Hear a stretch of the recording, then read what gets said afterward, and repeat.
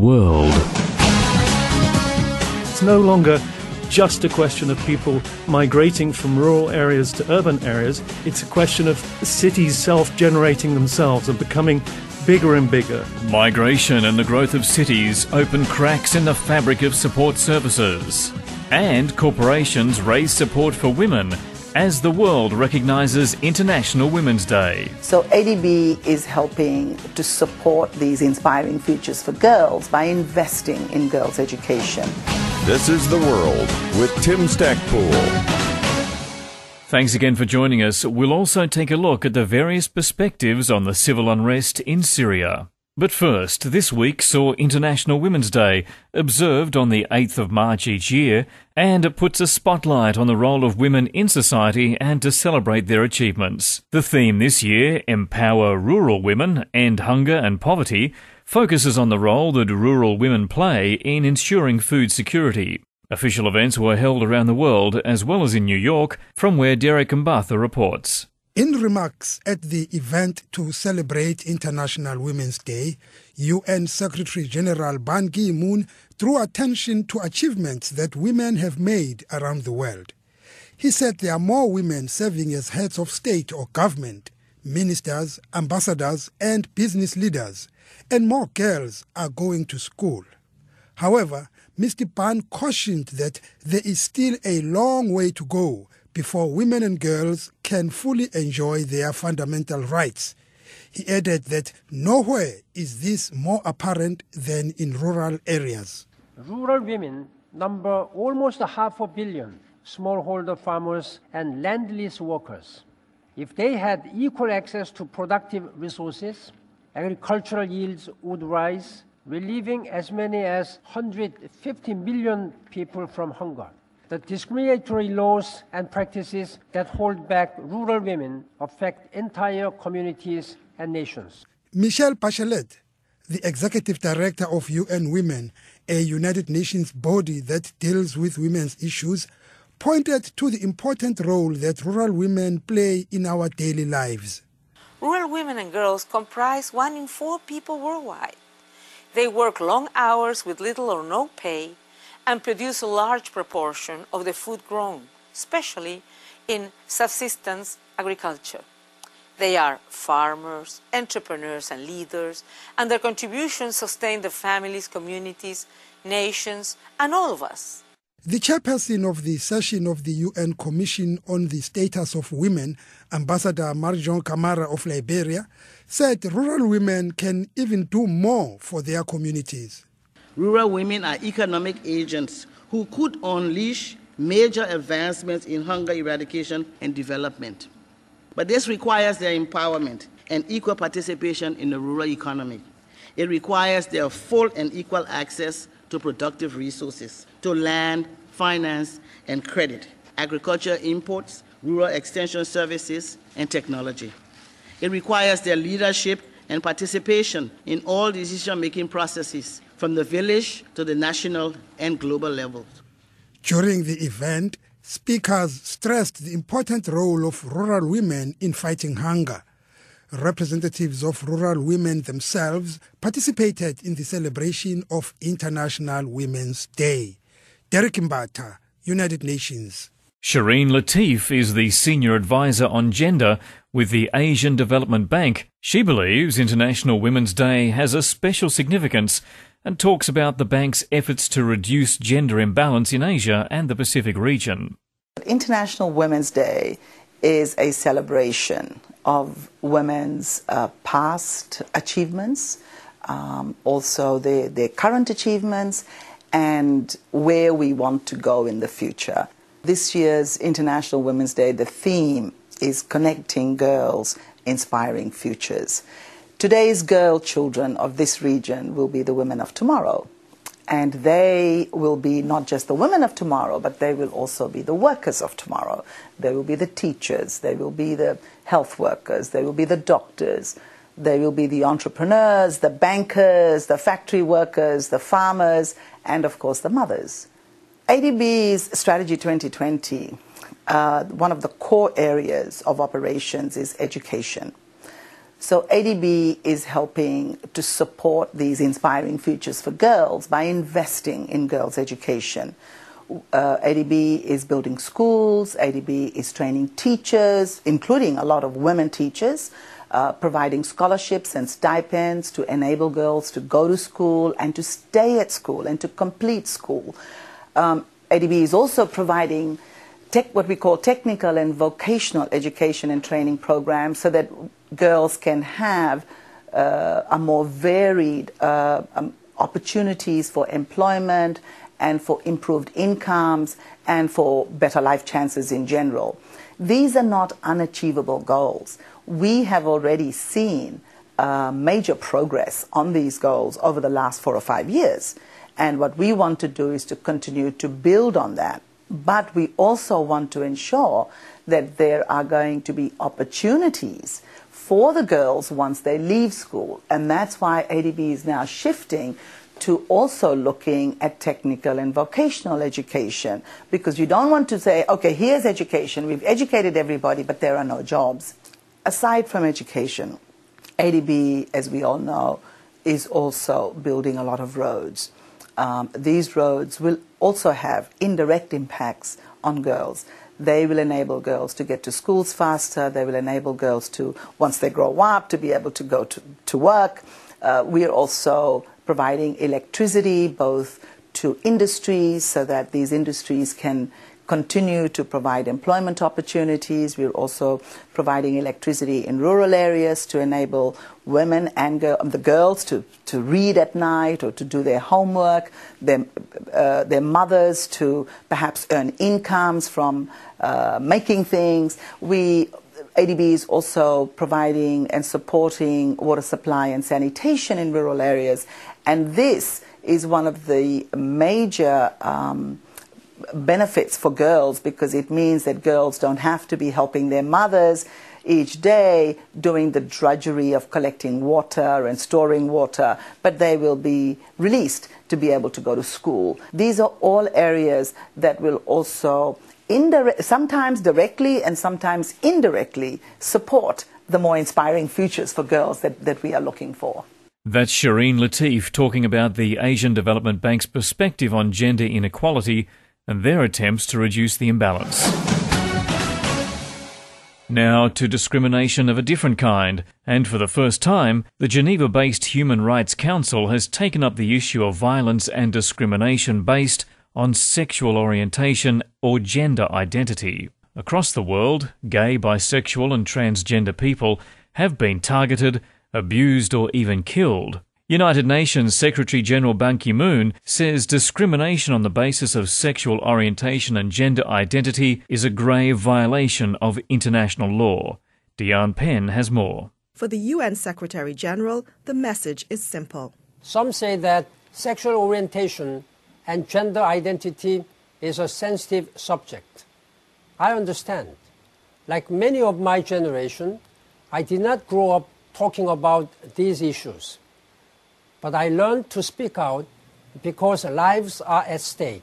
Ban Ki-moon has recorded a video message and is using social media like Twitter to express his solidarity with lesbian, gay, bisexual and transgender people, a community referred to by the acronym LGBT. LGBT people worldwide face numerous forms of bias and discrimination. The UN Human Rights Office has documented incidents from all corners of the globe. Navi Pillay is the UN High Commissioner for Human Rights.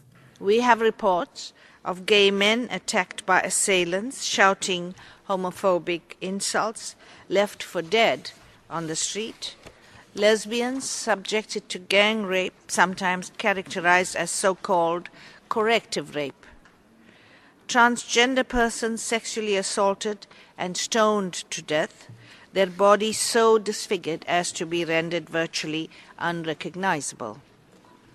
And we have information on abuse carried out in police and prison cells, including cases of a lesbian couple beaten by police officers and sexually assaulted. Some member states have voiced their staunch objection to the discussions underway in Geneva. Mohammad Saeed Sawar of Pakistan spoke on behalf of the 57-member Organization of Islamic Cooperation. Our opposition stems from the fact that controversial notions such as sexual orientation are vague and misleading and have no agreed definition and no legal foundation in international law. Thus, we strongly condemn systematic attempts by a group of states to introduce the so-called notion of sexual orientation in the UN system in general and in the universally agreed human rights framework in particular.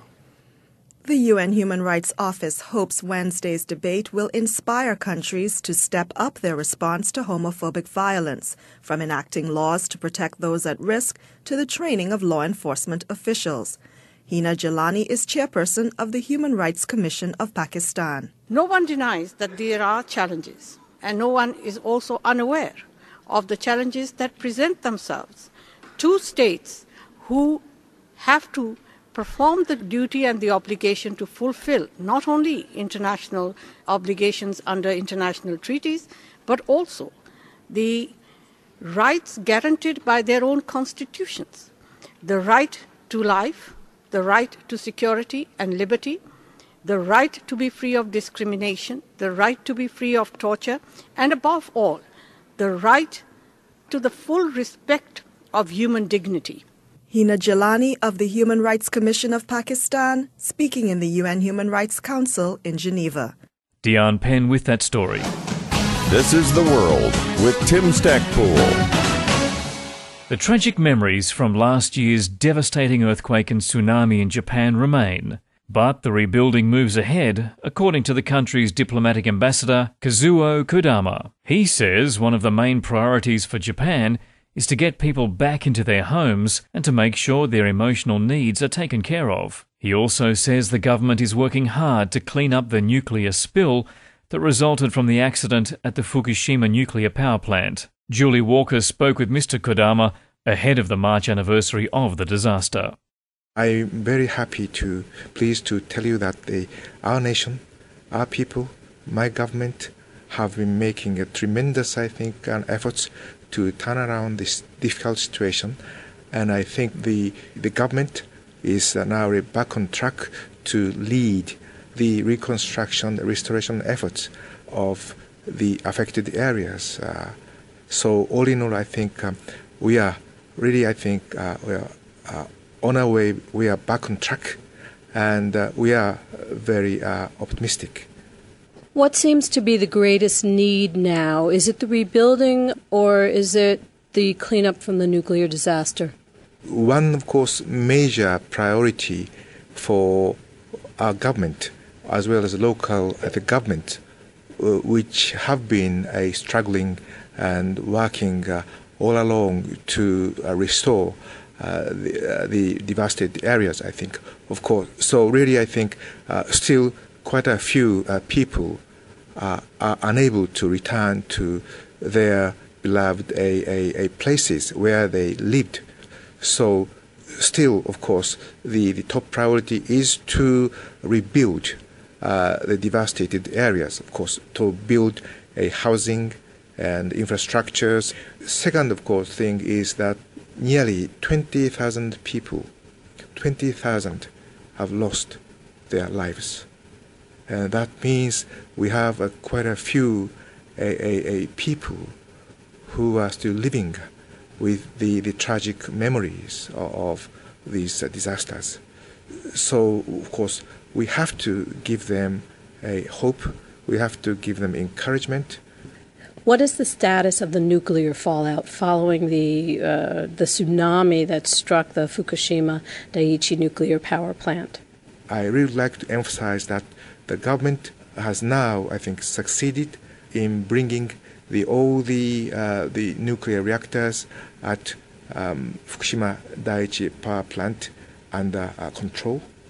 So the challenges, of course, are plenty.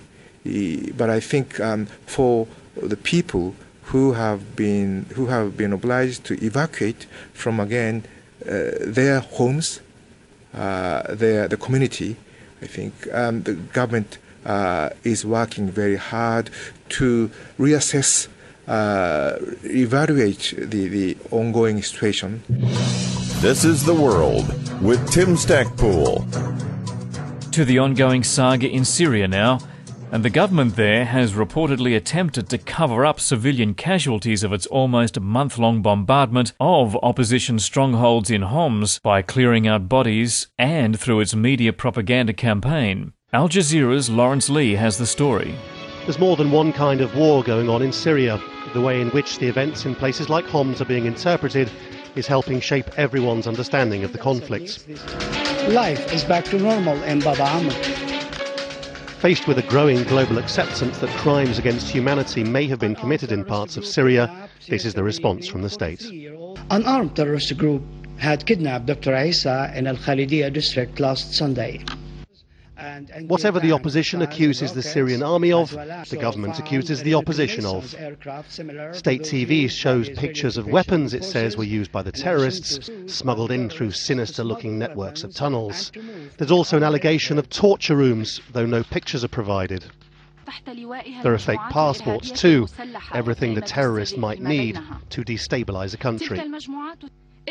The British photographer Paul Conroy, who got out recently with the help of activists, is seen with the Libyan opposition fighter Abdelhakim Belhaj as a way of questioning his credibility. The argument follows a logic that says that because Western journalists sneaked into Syria, their reporting is fundamentally untrustworthy. International journalists who entered Homs in non-legitimate ways, their attempts in covering the so-called massacres in Homs, prove these atrocities did not happen. It begs the question as to how truthful and how honest is the reporting of journalists like Paul Conroy. No doubt this is also a slur on the memory of Marie Colvin, regarded as one of the best journalists of her generation and who was with Conroy when she was killed. But when there's a propaganda war to fight, these things don't matter. We're seeing two completely different narratives. It's almost as if the Western media and the Syrian state media are operating in different universes, really. And the Syrian state media is obviously not going to admit that atrocities have been committed. I mean, they're really trying to present this idea that there are armed gangs, there are terrorists, and they are responsible for the violence. And they have to make that case to their people because that's what their support depends on. The Syrian government seems to have made its mind up already about the story of Homs, has already drawn up its first draft of history. Lawrence Lee, Al Jazeera. Child migration is one of the biggest challenges that Asian countries face. That's according to a newly released report by UNICEF on the state of children living in urban areas worldwide. With Asian economies developing at a rapid pace and cities exploding, children are on the move either alone or with their parents. These children often fall through the cracks and are excluded from basic services, as UNICEF spokesman Peter Smurden told Jocelyn Sambira. It's no longer just a question of people migrating from rural areas to urban areas. It's a question of cities self-generating themselves and becoming bigger and bigger. Asia, for instance, is home to 66 of the 100 fastest growing urban areas in the world. So it's an extremely big problem, and it's only getting worse. Is that why there's so many street children now? Yes, that's one of the reasons why there are so many street children, and that's why we need to do something about this problem now. That's why children have to be part of urban planning. So if children are cut out, if they're shut out, if they're hidden, invisible, then nothing moves on. Why are they invisible? I mean, there are census that are undertaken in most countries. I thought that those census would cover children like that. Street children you mentioned. Street children aren't taking part in census. They don't live in households. They don't live in houses that people can visit and say how many people live in this house. They are sleeping on the streets. So they are totally invisible, and it's very difficult to get any data on street children in particular. Another matter is birth registration, because in the developing world, up to 50% of people don't have their births registered. And that means that in many ways you can end up being invisible.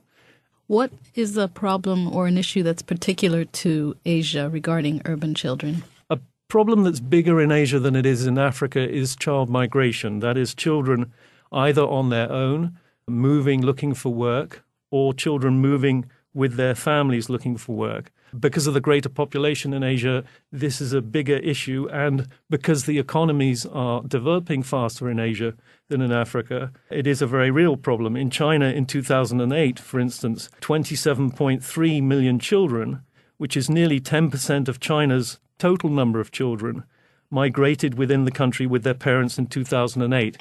Because these children are migrating with or without their parents, it means that essentially they may well be invisible because they are moving in for labor or their parents are getting jobs, and then they move out and go back to their rural area. And when you move, you are lost to the system. It is very difficult, even if governments wanted to cater for migrant populations, because they are precisely that, they're moving. So most governments will take the easiest way out and say, we will count those who live here all the time. But if people are moving between rural and urban areas, we won't count them. This is because some people think that by denying services to people in urban areas, you will force them back to their rural homes. But as I said, 60% of the population growth in urban areas across the world comes from people who already live in urban areas. So that's a false thinking that if you deny services in urban areas, people will go back to the countryside. They won't. They will just suffer in urban areas even more than they already do. This is The World with Tim Stackpool. And finally, to a story about coconuts, which is one of the easiest crops to grow, requiring minimal care to thrive. But many rural women farmers around the world are shut out of this lucrative business. Dr. Sarala Gopalan, who works with women coconut farmers in southern India, says these women need to be recognised so that they can access valuable resources, including technology that makes the job easier. Dr. Gopalan explained to Charles Appel how she hopes that the Commission on Status of Women will help bring about an attitudinal change in society to include women as coconut farmers. In South India, in Tamil Nadu and in Kerala, we grow a lot of coconuts. And maybe that is the easiest crop because it grows for 60 to 80 years and stands on land. And you take a little care with manuring it twice or thrice a year and applying some pesticide. So far, it's been men's job to climb up the trees and pluck the coconuts. Women don't climb. They tend to the yards, and then when the produce fall and the harvest is done, they pick up. And who buys these products? Are they exported? Yeah, there is organized system. Sometimes oil crushers take contracts to harvest the nuts, process them, dry them, and then extract the oil. And some nuts are sold fresh for fresh use. And sometimes there are certain trees they earmark for taking the tender coconut water. I see. And have you and other women coconut farmers joined together for mutual benefit, perhaps as a way of ensuring your rights or fair pricing? Honestly, I'm not a member of a group of women coconut farmers, but I know of a large number of women, particularly in Kerala, who come together in groups called Kudumbashri, self-help groups. They do a variety of things. They buy, they sell, they process. In every activity, they get together and do that. And the other useful thing about the coconut tree is it provides a stand for growing pepper. So wherever you have coconut trees, invariably, you have pepper vines around them. And women do a lot of work on the black pepper you get here. Oh, the spice. The spice as opposed to the eating peppers. Yes, yes. Now, this year's Commission on the Status of Women is devoted to the issue of rural women. What are some of the challenges that you see as impacting on women coconut farmers in India? The biggest problem, particularly in the southern part, is the reduction in the yield of the coconut trees. Therefore, it has become uneconomic to have people climb the tree and pluck the nuts. Normally, there would be 8 harvests, and every harvest you should get a number of nuts. Now those numbers have reduced. So it's not economic to pay someone climb all the 60 feet up in the sky and come down, because whether he plucks 1 nut or 20 nuts, he has to be paid the same. So they are looking for a lot of technology. They found some by which They can climb up faster, go up faster, and get the nuts. Now, as far as women are concerned, they need a lot of technology. They need a lot of support services for all the things that they are doing on the farm, including processing coconut. They're involved in that. And coconut oil is used for a variety of things. I mean, the best soap would be made of coconut oil. Coconut oil is used for cooking in Kerala. Earlier they thought it was promoting cholesterol, but now they say it's good for HDL, the better kind of friendly cholesterol. Tell me, what outcome are you hoping for at the CSW? The biggest thing is that they have concentrated this session on the rural women and farmers. Normally women are not even called farmers in my country because they're always helping and their work is invisible, they're unpaid. So now we're getting a recognition for women. And recognition means understanding their concerns, their problems, their information needs, their technology needs, their access to market, to credit, to raw material, for processing, tools, The most important thing, I'm working on that a little intensively. There are a large number of tools to reduce drudgery for women in the farm work, but the scientists have designed them and kept them for exhibition. Now we have to reach it to the women, make them use, get their feedback, again improve on it so that the drudgery can reduce, productivity can go up, and women can have a better quality of life. All the technology, science and resolutions and laws can come. But unless the society insists on attitudinal changes by men as well as women in the perception of the role of women, any number of more sessions of the CSW is not going to help. Attitudes have to change, mindsets have to change. Dr. Sarala Gopalan lifting awareness of women coconut farmers in southern India. And that is The World for this week. If you want to learn more about the program or wish to make a contribution to the show, then please visit us at www.theworldradioshow.com. From there, you can subscribe to the podcast and also access our Facebook page to join the discussion on any of the topics raised in the program. The World is committed to bringing you stories that affect the people of our planet, either on a mass or individual scale. And we hope to do so with balance and integrity. As always, we welcome your comments and your suggestions, so please do keep in touch via www.theworldradioshow.com. The program is produced and compiled by Tim Stackpool, and I look forward to your company next time. Until then, bye for now.